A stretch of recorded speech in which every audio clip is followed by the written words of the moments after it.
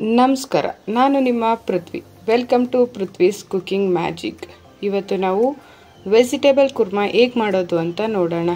Vegetable ಕುರ್ಮಾನ chapati ಜೊತೆ, ದೋಸೆ ಜೊತೆ, ಮುದ್ದೆ ಜೊತೆ ಮತ್ತು ರೈಸ್ ಜೊತೆ ತಿನ್ಬೋದಾಗಿರುತ್ತೆ. ತುಂಬ ಟೇಸ್ಟಿಯಾಗಿರುತ್ತೆ. ನಾವು ಇದಕ್ಕೆ ಯಾವುದೇ ಗರಂ ಮಸಾಲ ಹಾಕಲ್ಲ ಮತ್ತು ಯಾವುದೇ ಜಾಸ್ತಿ ಸ್ಪೈಸಸ್ನ ಹಾಕಲ್ಲ.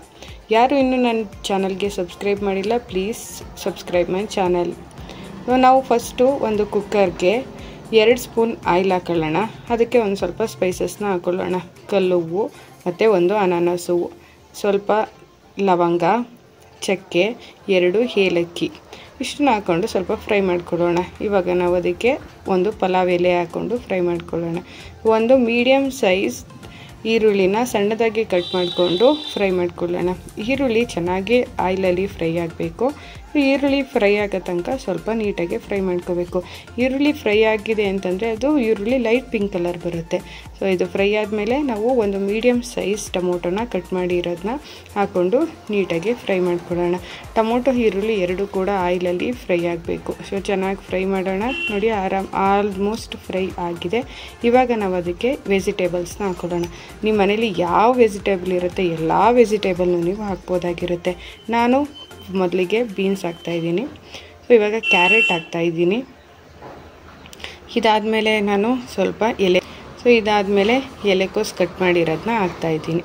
ಸೊ ಮತ್ತು ಮತ್ತೊಂದು ಬ್ರಿಂಜಾಲ್ ಹಾಕ್ತಾಯಿದ್ದೀನಿ. ಸೊ ಬದನೆಕಾಯಿನ ಕಟ್ ಮಾಡಿಕೊಂಡು ಹಾಕ್ತಾಯಿದ್ದೀನಿ. ನೀವು ಆಲೂಗೆಡ್ಡೆ ಇದ್ದರೆ ಆಲೂಗೆಡ್ಡೆ ಹಾಕ್ಬೋದು, ಬೀಟ್ರೂಟ್ ಇದ್ದರೆ ಬೀಟ್ರೂಟ್ ಹಾಕ್ಬೋದು. ಯಾವ ಥರ ವೆಜಿಟೇಬಲ್ ಇರುತ್ತೆ ಎಲ್ಲ ವೆಜಿಟೇಬಲ್ನೂ ಹಾಕ್ಬೋದು. ಎಲ್ಲ ವೆಜಿಟೇಬಲ್ಲು ನಮಗೆ ತುಂಬ ಒಳ್ಳೆಯದು. ಸೊ ನಾವು ಹಾಗಾಗಿ ವೆಜಿಟೇಬಲ್ಸ್ನ ಜಾಸ್ತಿ ತಿನ್ನಬೇಕಾಗಿರುತ್ತೆ. ಸೊ ನಿಮ್ಗೆ ಯಾವ ಥರ ವೆಜಿಟೇಬಲ್ ಬೇಕೋ ಅಷ್ಟು ಥರ ವೆಜಿಟೇಬಲ್ನ ಹಾಕ್ಕೊಳ್ಳಿ. ಇವಾಗ ಸ್ವಲ್ಪ ಉಪ್ಪು ಹಾಕೊಳ್ಳೋಣ. ಉಪ್ಪು ಹಾಕ್ಕೊಂಡು ಚೆನ್ನಾಗಿ ಮಿಕ್ಸ್ ಮಾಡೋಣ. ಸೊ ತರಕಾರಿಗೆ ಉಪ್ಪು ಹಾಕಿದ್ರೆ ತರಕಾರಿ ಬೇಯೋಕ್ಕೆ ಅದು ಎಲ್ಪ್ ಮಾಡುತ್ತೆ ಮತ್ತು ತರಕಾರಿ ನೀರು ಬಿಟ್ಕೊಂಡು ಬೇಗ ಬೆಂದುಬಿಡುತ್ತೆ. ಅದಕ್ಕೋಸ್ಕರ ತರಕಾರಿಗೆ ಉಪ್ಪು ಹಾಕಿ ಸ್ವಲ್ಪ ಚೆನ್ನಾಗಿ ಫ್ರೈ ಮಾಡೋಣ. ಸೊ ಈ ಫ್ರೈ ಆದಮೇಲೆ ಫ್ರೈ ಮಾಡ್ತಾ ಇದ್ದಂಗೆ ಒಂದು ಮಸಾಲೆ ರೆಡಿ ಮಾಡ್ಕೊಳ್ಳೋಣ. ಅದಕ್ಕೆ 1 ಇಡೀ ಕಾಯಿ ತುರಿ ಹಾಕ್ತಾಯಿದ್ದೀನಿ. 4ರಿಂದ 5 ಹಸಿರು ಮೆಣಸಿನ್ಕಾಯಿ ಹಾಕ್ತಾಯಿದ್ದೀನಿ. ನಿಮಗೆ ಖಾರಕ್ಕೆ ಎಷ್ಟು ಬೇಕಾಗಿರುತ್ತೆ ಅಷ್ಟು ಹಸಿರು ಮೆಣಸಿನ್ಕಾಯಿ. 2 ಸ್ಪೂನ್ ಕಡಲೆ, ನಾನು ಹುರ್ಗಡ್ಲೆ ತೊಗೊಂಡಿದ್ದೀನಿ, ನೀವು ಹುರ್ಗಡ್ಲೆ ತೊಗೊಳ್ಳಿ. ಸೊ ಅದು ಇಲ್ಲ ಇನ್ನೂ ಕೂಡ ಹಾಕ್ಬೋದಾಗಿರುತ್ತೆ. ನಾನು ಗೋಡಂಬಿ ಹಾಕ್ತಾಯಿಲ್ಲ, ಅದಕ್ಕೆ ಬಿಳಿ ಎಳ್ಳು ಹಾಕೊಂಡಿದ್ದೀನಿ. ಸ್ವಲ್ಪ ಸೋಂಪು ಹಾಕ್ತಾಯಿದ್ದೀನಿ. ಇಷ್ಟನ್ನು ಕೂಡ ಫೈನ್ ಪೇಸ್ಟ್ ಮಾಡ್ಕೊಳ್ಳೋಣ, ನುಣ್ಣಗೆ ರುಬ್ಕೊಳ್ಳೋಣ. ಸೊ ನುಣ್ಣಗೆ ರುಬ್ಬಾಗಿದೆ. ನೀವು ಆಲ್ರೆಡಿ ನಾವು ತರಕಾರಿ ಮಿಕ್ಸ್ ಮಾಡಿದ್ವಲ್ಲ, ಅದಕ್ಕೆ ಈ ಮಸಾಲೆನ ಹಾಕ್ಕೊಂಡು ಸ್ವಲ್ಪ ಫ್ರೈ ಮಾಡ್ಕೊಳ್ಳೋಣ. ಸೊ ಮಸಾಲೆಯಲ್ಲಿ ಇರುವಂಥ ಹಸಿ ಸ್ಮೆಲ್ಲೆಲ್ಲ ಹೋಗೋ ತನಕ ಚೆನ್ನಾಗಿ ಫ್ರೈ ಮಾಡ್ಕೊಳ್ಳೋಣ. ನಾವು ಯಾವುದೇ ಗರಂ ಮಸಾಲ ಹಾಕ್ತಾಯಿಲ್ಲ ಮತ್ತು ಇನ್ಯಾವುದೇ ರೀತಿಯಂಥ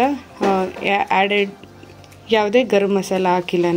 ಇದಕ್ಕೆ ನಾವು ಚೆನ್ನಾಗಿ ಫ್ರೈ ಮಾಡ್ಕೊಳ್ಳೋಣ. ಇದಾದಮೇಲೆ ನಾವು 1 tea spoon red chilli powder ಮತ್ತು ಅರ್ಧ ಸ್ಪೂನ್ ಧನಿಯಾ ಪೌಡರ್ ಹಾಕಿ ಚೆನ್ನಾಗಿ ಮಿಕ್ಸ್ ಮಾಡೋಣ.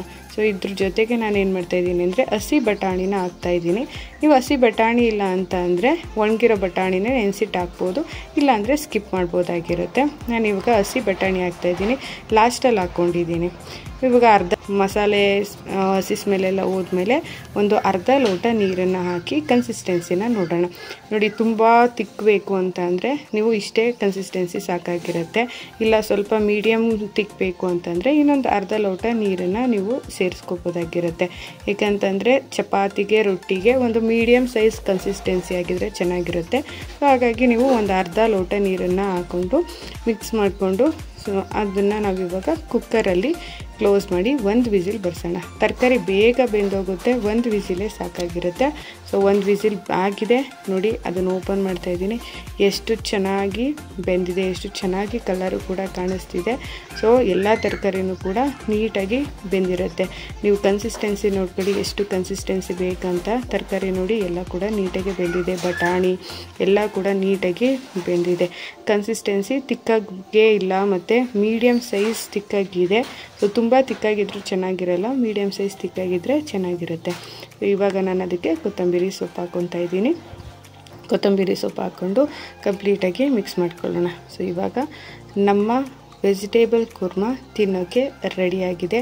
ಸೊ ನೋಡೋಕ್ಕೂ ಅಷ್ಟೇ ತುಂಬ ಚೆನ್ನಾಗಿದೆ ಮತ್ತು ಟೇಸ್ಟು ಅಷ್ಟೇ ತುಂಬ ಅಂದರೆ ತುಂಬ ಚೆನ್ನಾಗಿರುತ್ತೆ. ಇದು ಒಳ್ಳೆ ಲಂಚ್ ಬಾಕ್ಸ್ ರೆಸಿಪಿ. ಇದು ನೀವು ಲಂಚ್ ಬಾಕ್ಸ್ಗೆ ಮಾಡಿಕೊಟ್ರೆ ನಿಮ್ಮ ಮನೇಲಿ ವೀಕ್ಲಿ ಒಂದ್ಸಲಿ ಇದು ಈ ಥರ ರೆಸಿಪಿ ಮಾಡಿಕೊಡಿ. ಈ ಥರ ವೆಜಿಟೇಬಲ್ ಕುರ್ಮಾ, ಯಾರು ವೆಜಿಟೇಬಲ್ ತಿನ್ನಲ್ಲ ಅವರು ಕೂಡ ವೆಜಿಟೇಬಲ್ ಕುರ್ಮಾ ಮಾಡಿಕೊಡಿ ಅಂತ ಕೇಳ್ತಾರೆ. ಅಷ್ಟು ಟೇಸ್ಟಿಯಾಗಿರುವಂಥ vegetable kurma. Thank you for watching.